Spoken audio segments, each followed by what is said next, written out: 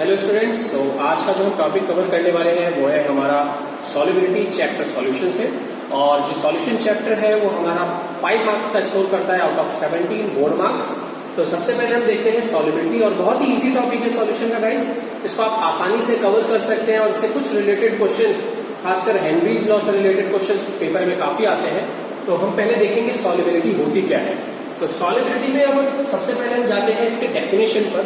तो डेफिनेशन हमारी ये होती है maximum amount of a solute either gas और a solid dissolve in a particular solvent at a specific temperature. तो यहाँ पे स्पेसिफिक टेम्परेचर क्यों मेंशन किया गया है? क्योंकि सॉल्युबिलिटी भी गाइस हमारी दो तरह की होगी, solubility solid in liquid and solubility gas in liquid. तो मैं स्पेसिफिक टेम्परेचर है इसलिए मेंशन कर रहा हूं क्योंकि गैस जो है वो पर्टिकुलरली लिक्विड में डिसॉल्व नहीं होता है if we rise the temperature. Okay, तो हमने डेफिनेशन को देखा कि सॉलिड जो है सॉल्यूट गैस और solid dissolve in a solvent liquid. तो लिक्विड में डिसॉल्व होकर हम यहाँ पे सॉल्युबिलिटी का केस देखेंगे। अब देखिएगा इस बात आती है हमारे सॉल्युबिलिटी सॉलिड इन लिक्विड की।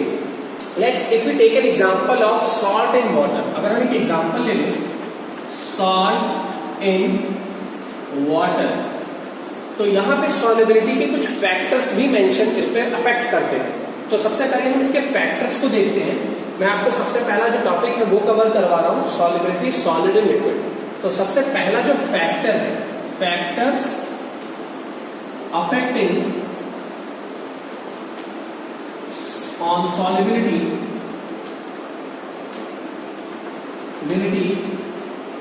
solid in liquid। तो इसमें सबसे पहला फैक्टर आता है हमारा, याद रखेंगे, नेचर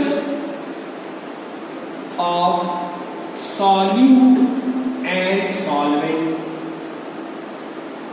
तो गाइस कई बार मुझे स्टूडेंट से सुनने को मिलता है कि सर ये nature of solute and solvent में कंसेप्ट क्या होगा। एक कंडीशन आती है लाइक डिसॉल्व लाइक, याद रखेंगे ये बहुत इंपॉर्टेंट कंसेप्ट है और बहुत ही इजी।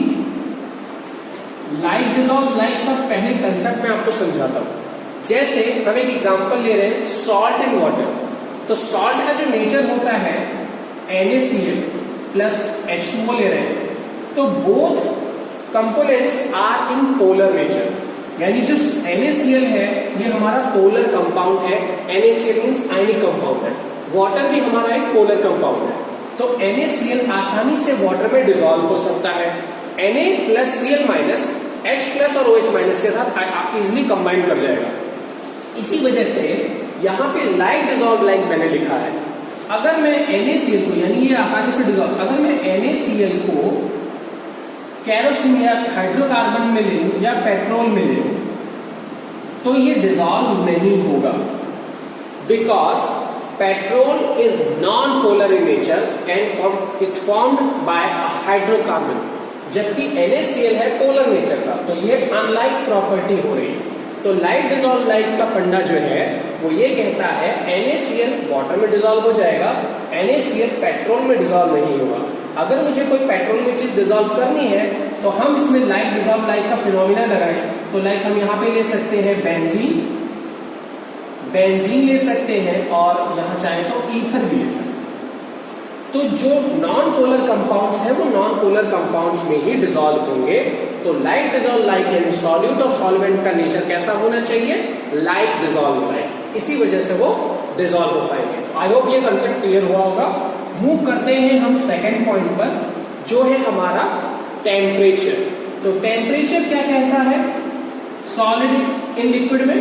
टेम्परेचर का रोल गाइस याद रखेंगे। जैसे सॉल्ट एंड वाटर की मैं बात कर रहा हूं तो there are two factors in a temperature, exothermic and endothermic.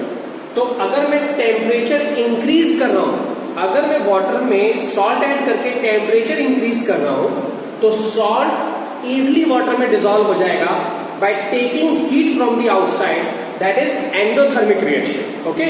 तो यानी अगर मैं इसको इसमें डिसॉल्व कर रहा हूं थ्रू एंडोथर्मिक, तो सॉल्युबिलिटी इंक्रीज होगी। सॉल्युबिलिटी इंक्रीज होगी क्योंकि सॉल्ट के आयंस, सॉल्ट के जो कंपोनेंट्स हैं वो Na+Cl- वो इजिली डिसोसिएट हो जाएंगे वाटर में और वो आसानी से घुल जाएंगे।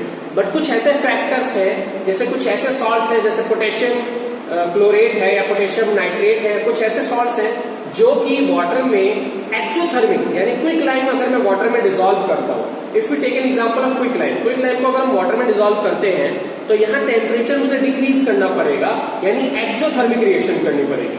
वहां पर क्या है, जैसे यहाँ पे हम ले लेते हैं quick lime CaO plus water, तो ये कंडीशन एक्सोथर्मिक में जाएगी। यहां पर टेम्परेचर डिक्रीज करके सॉल्युबिलिटी बढ़ाएगी, अगर मैं टेम्परेचर इंक्रीज करता हूं तो सॉल्युबिलिटी घट जाएगी। तो ये टेम्परेचर का अफेक्ट होता है हमारे सॉल्युबिलिटी पे। मूव करते हैं तीसरा और सबसे आखिरी पॉइंट, दैट इज प्रेशर। तो प्रेशर क्या रोल प्ले करता है?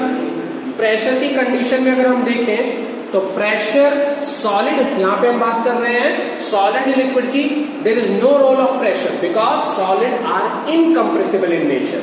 तो यहाँ पे सॉलिड पे किसी भी प्रेशर का कोई भी रोल लिक्विड में प्ले नहीं होता है, इस वजह से there is no role of pressure in the factor of solid in liquid. तो ये कंडीशन हमने फैक्टर जो पढ़े थे वो थे हमारी सॉल्युबिलिटी पे, और ये मैंने एग्जांपल्स आपको नॉन पोलर के और पोलर के यहाँ पे मेंशन कर दिए हैं। ठीक है, मूव करते हैं हम गैस एंड लिक्विड पे। तो गैस एंड लिक्विड की बात करते हैं, इसमें भी हम कुछ वही फैक्टर को फॉलो करेंगे। सबसे पहले हम इसकी डेफिनेशन देख लेते हैं। The maximum amount of gas solute dissolve in 1 cc of liquid या 100 ml of the liquid at a specific temperature. अब जब भी गैस को हम किसी लिक्विड में डिसॉल्व करते हैं तो हम टेम्परेचर को लो करते हैं, बिकॉज गैस जो होती है वो टेम्परेचर राइज होने पे एक्सपैंड होती है।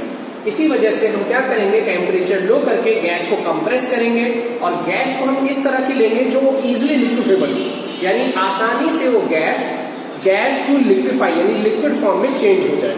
जैसे हम यहाँ पे कुछ इसके फैक्टर्स को यहाँ मेंशन करेंगे। यहाँ पे हमने सॉल्ट वाला पढ़ लिया था, solid factors affecting on solubility gas in liquid हम पढ़ेंगे इस बार, गैस इन लिक्विड।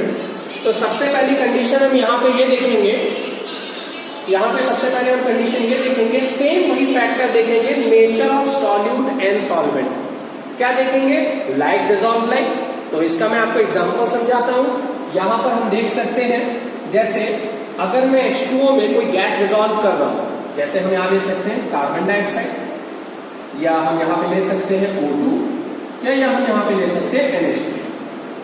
अब यहाँ पे लाइक डिसॉल्व लाइक में क्या फैक्टर हम यहाँ देख सकते हैं, तो जो गैस इजिली लिक्विफेबल हो यानी आसानी से वो गैस लिक्विड में कन्वर्ट हो जाए, वो गैस ज्यादा प्रेफर की